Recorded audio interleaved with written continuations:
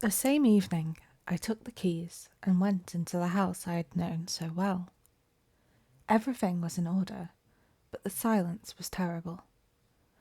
Though I went twice to the door of the marble room, I could not force myself to enter.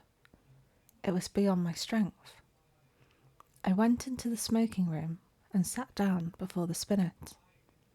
A small lace handkerchief lay on the keys, and I turned away, choking. It was plain I could not stay, so I locked every door, every window, and the 3 front and back gates, and went away. Next morning, Alcide packed my valise, and, leaving him in charge of my apartments, I took the Orient Express for Constantinople. During the 2 years that I wandered through the East, at first in our letters, we never mentioned Genevieve and Boris, but gradually their names crept in. I recollect particularly a passage in one of Jack's letters replying to one of mine. What you tell me of seeing Boris bending over you while you lay ill, and feeling his touch on your face, and hearing his voice, of course troubles me. This that you describe must have happened a fortnight after he died. I say to myself that you were dreaming, that it was part of your delirium, but the explanation does not satisfy me, nor would it you. Toward the end of the 2nd year, a letter came from Jack to me in India, so unlike anything that I had ever known of him that I decided to return at once to Paris. He wrote, "I am well, and sell all my pictures as artists do who have no need of money. I have not a care of my own, but I am more restless than if I had. I am unable to shake off a strange anxiety about you. It is not apprehension. It is rather a breathless expectancy. Of what, God knows. I can only say it is wearing me out. Nights I dream always of you and Boris. I can never recall anything afterward, but I wake in the morning with my heart beating, and all the excitement increases until I fall asleep at night to recall the same experience. I am quite exhausted by it, and I have determined to break up this morbid condition. I must see you. Shall I go to Bombay, or will you come to Paris?" I telegraphed him to expect me by the next steamer. When we met, I thought he had changed very little. I, he insisted, looked in splendid health. It was good to hear his voice again, and as we sat and chatted about what life still held for us, we felt that it was pleasant to be alive in the bright spring weather. We stayed in Paris together a week, and then I went for a week to Ept with him. But first of all, we went to the cemetery at Sèvres where Boris lay. "Shall we place the Fates in the little grove above him?" Jack asked.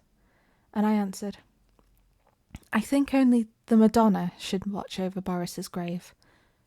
But Jack was none the better for my homecoming, the dreams of which he could not retain even the least definite outline continued, and he said that at times the sense of breathless expectancy was suffocating. "You see, I do harm and not good," I said. "Try a change without me." So he started alone for a ramble along the Channel Islands, and I went back to Paris. I had not yet entered Boris's house, now mine, since my return, but I knew it must be done. It had been kept in order by Jack. There were servants there, so I gave up my own apartment and went there to live. Instead of the agitation I had feared, I found myself able to paint there tranquilly. I visited all the rooms, all but one. I could not bring myself to enter the marble room where Genevieve lay, and yet I felt the longing growing daily to look upon her face, to kneel beside her. One April afternoon, I lay dreaming in the smoking room, just as I had lain 2 years before, and, mechanically, I looked among the tawny eastern rugs for the wolfskin.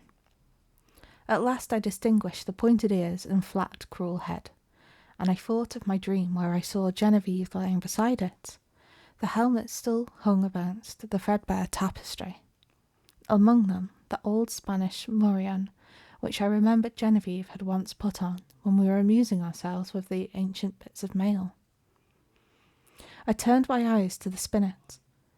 Every yellow key seemed eloquent of her caressing hand, and I rose, drawn by the strength of my life's passion, to the sealed door of the marble room. The heavy doors swung inward under my trembling hands.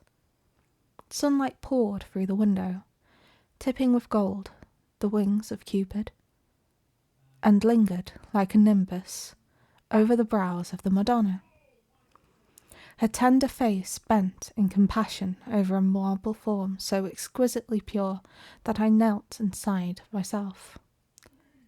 Genevieve lay in the shadow under the Madonna, and yet, through her white arms, I saw the pale azure vein, and beneath her softly clasped hands, the folds of her dress were tinged with rose, as if from some faint, warm light within her breast. Bending, with a breaking heart, I touched the marble drapery with my lips, then crept back into the silent house. A maid came and brought me a letter, and I sat down in the little conservatory to read it. But as I was about to break the seal, seeing the girl lingering, I asked her what she wanted. She stammered something about a ripe rabbit that had been caught in the house, and asked what should be done with it. I told her to let it loose in the walled garden behind the house, and opened my letter. It was from Jack, but so incoherent that I thought he must have lost his reason. It was nothing but a series of prayers to me not to leave the house until he could get back. He could not tell me why. There were the dreams, he'd said. He could explain nothing, but he was sure that I must not leave the house in the Rue Saint-Cécile. As I finished reading, I raised my eyes and saw the same maidservant standing in the doorway holding a glass dish in which 2 goldfish were swimming. "Put them back into the tank and tell me what you mean by interrupting me," I said. With half a suppressed whimper, she emptied water and fish into an aquarium at the end of the conservatory, and turning to me, asked my permission to leave my service. She said people were playing tricks on her, evidently, with a design of getting her into trouble. The marble rabbit had been stolen, and a live one had been brought into the house. The 2 beautiful marble fish were gone, and she had just found those common live things flopping on the dining room floor. I reassured her and sent her away, saying I would look about myself. I went into the studio. There was nothing there but my canvases and some casts, except the marble of the Easter lily. I saw it on a table across the room. Then I strode angrily over to it, but the flower I lifted from the table was fresh and fragile and filled the air with perfume.